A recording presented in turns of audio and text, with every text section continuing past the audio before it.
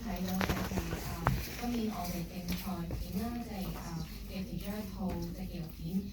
Alina Simone 嘅執導嘅黑雪臨頭啦。咁一陣因為時間有少少緊迫啊，咁如果我哋用英文主持呢一個Q&A 好唔 OK？ 好。So, ladies and gentlemen, thank you so much for supporting the HIFF, and shall we have a round of applause to welcome the director, Alina Simone.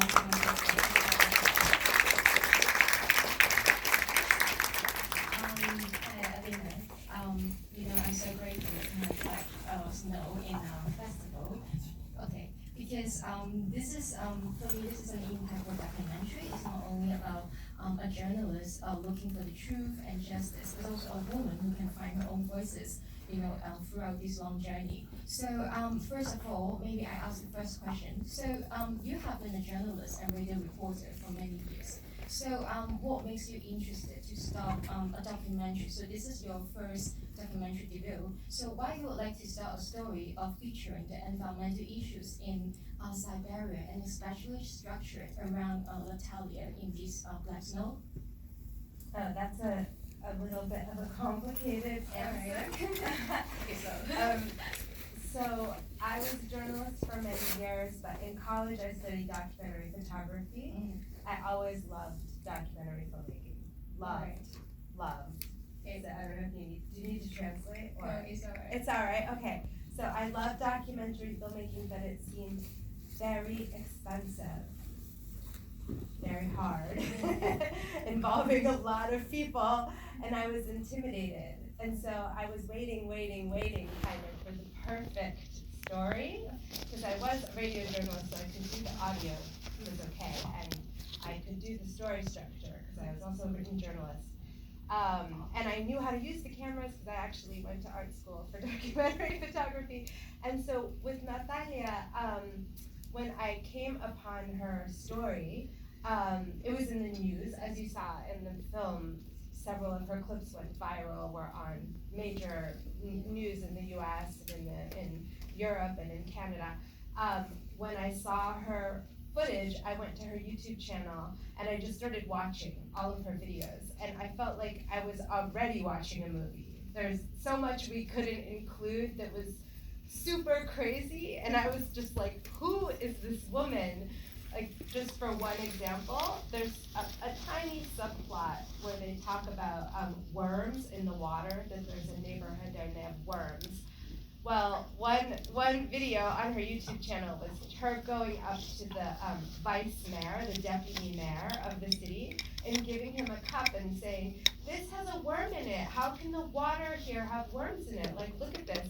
And he took it and he drank it. And he just gave it back to her. And everybody was like, "But that had a worm in it." And he's like, it was just, I was like, what is this place? It's like, it was just this weird apocalypse, so many environmental problems, and she was so brave, but also very charismatic and funny in the way she confronted it, She reminded me a lot of the Russian women in my life, and so I just contacted her on Russian social media and started chatting. Okay. Yeah. All right. So let's see any audience would like to ask. All right.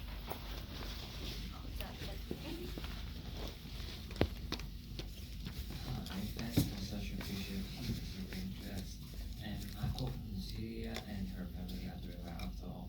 And I want to ask, from the document and your perspective, what is the point of holding on to one's own opinions in an authoritarian political atmosphere? Can you speak a little louder? Sorry. So I want to ask, from the document and your perspective, what is the point of holding on to one's own opinion in an authoritarian political atmosphere? Okay, so the question is, what is the point of holding on to your own opinion in this in this region, in this political atmosphere? I don't know what the point is. A lot of people gave up their opinion. A lot of people, Natalia didn't give up on her opinion. I think it's maybe not a choice, if I'm going to be honest. I think that it's just something in her, she couldn't accept the way things were. She couldn't accept that such a simple thing, that this is coal burning and not trash. She just couldn't accept that this is the lie that they have to live with, and so she just continued to fight against it. But many, many people changed their minds. They said, you know, I'm tired of fighting. I have a family. I have too many responsibilities to make this, you know, the thing I do all the time. Or the government threatened them, or bribed them.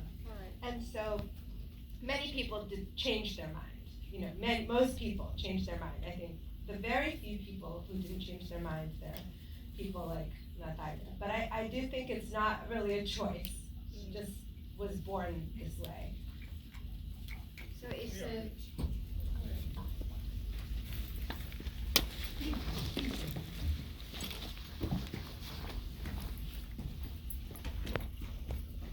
我来自全中国最大的煤炭产地内蒙古，然后我们那里的环境问题呢，主要是那个重工业的污染，还有那个沙尘暴，就是没有像影片当中那么没有像影片当中遇到的环境问题。但是那个我的父母呢，还是非常希望能搬到深圳来，因为深圳的环境确实比那里好很多。然后就是在那里。鄂尔多斯因为煤炭和天然气，当地的人都变得非常有钱，但是像影片中的人看起来都不是非常有钱，而且有钱的人好像都搬到国外去了。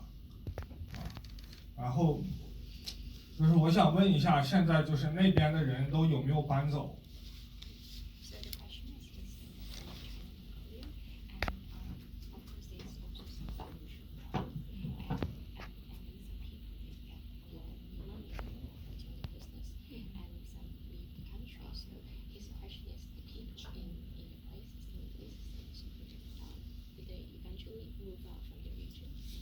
？People who own the companies or the people working for that company, the workers, the laborers for those companies. I think the laborers for the companies stayed.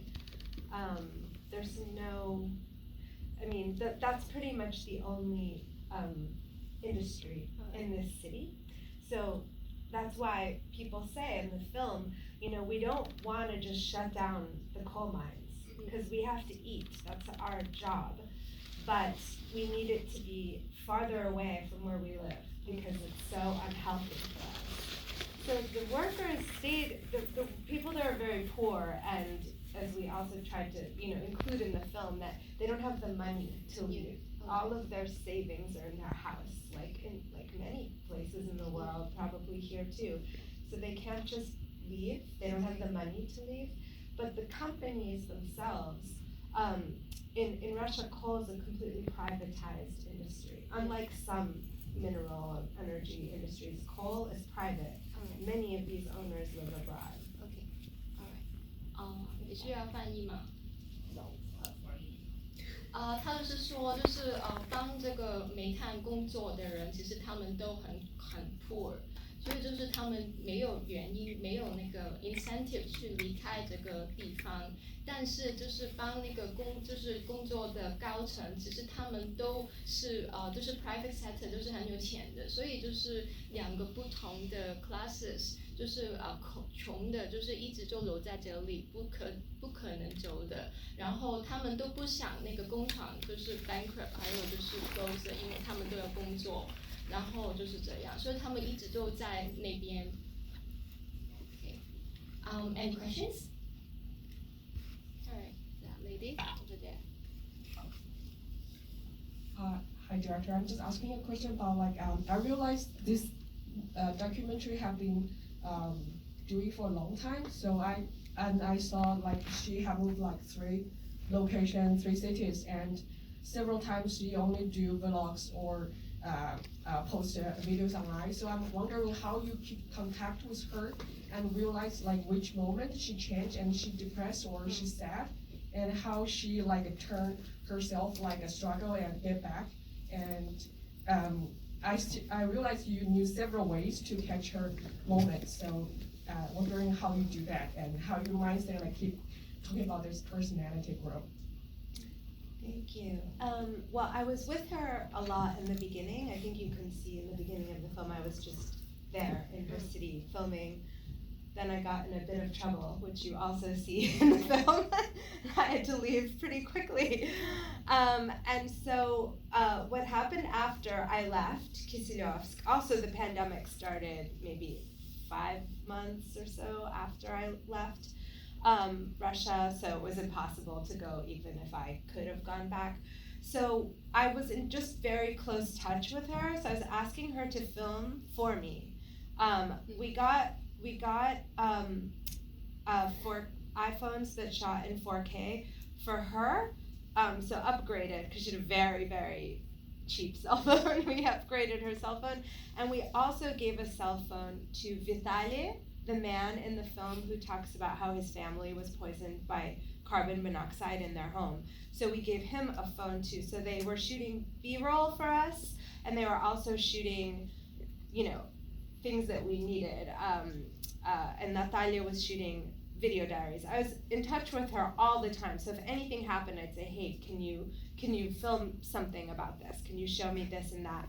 We also hired a remote camera person from this region, and we used our grant money to buy him my exact gear.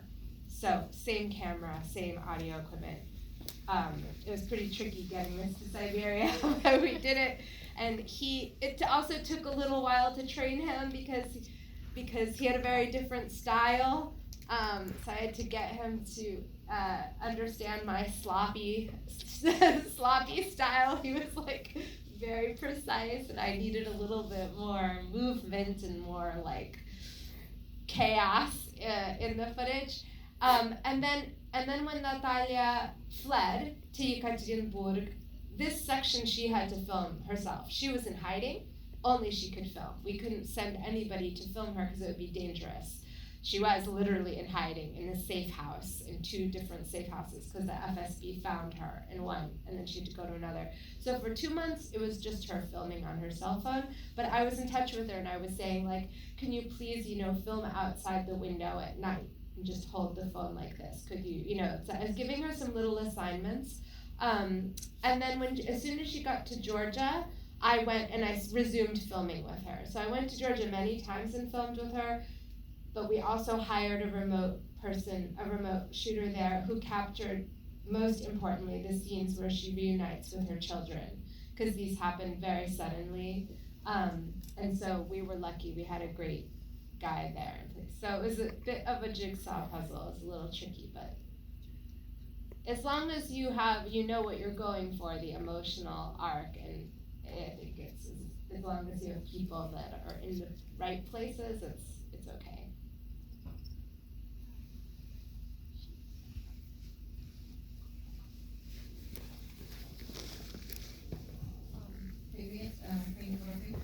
My question is, have the 2 kids of Natalia been targeted by the government or in Russia, and especially her son, now has he been drafted to the army? Thanks.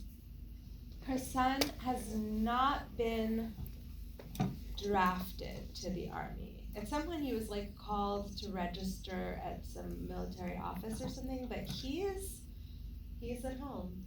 So yeah, so her children, one of her children is with her, the youngest daughter, as you saw in Pisa, and the other 2 children they visited, they stayed with her, but they are Russian. That's their culture, that's their language. They have, boyfriends, they have friends, and they went back. Natalia wished that they would stay with her, but they're adults, so she respects their choice. So they have no problem in finding job or going to grad school or something like that? So far, no, thank God. I mean, so far, no. So I think I hope this is the difference between the sort of harsh, sort of Stalin level persecution. This is the persecution my family endured. I was a refugee, and my dad was blacklisted by the KGB, and he couldn't go to grad school, and he couldn't work, and all this stuff. But right now, mostly persecuting the people who commit, you know, what they consider to be crimes.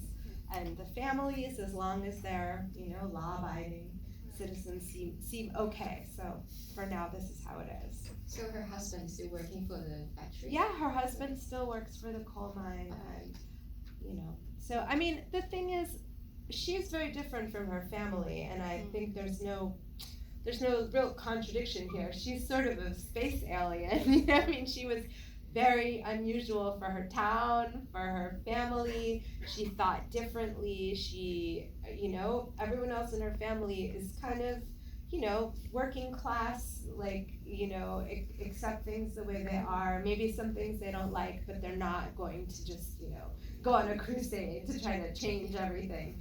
It's not who they are, and so they don't have any trouble. Okay, so I think that's time for this section, and thank you so much, Alina, for showing up, you know, for this presentation. And also very strong figures for, you know, Natalia, and we are so, you know, grateful for her work. I will tell her. I will tell her. Definitely. Okay, so I'll see you in other screenings as well. So thank you so much. Thank you. Appreciate it.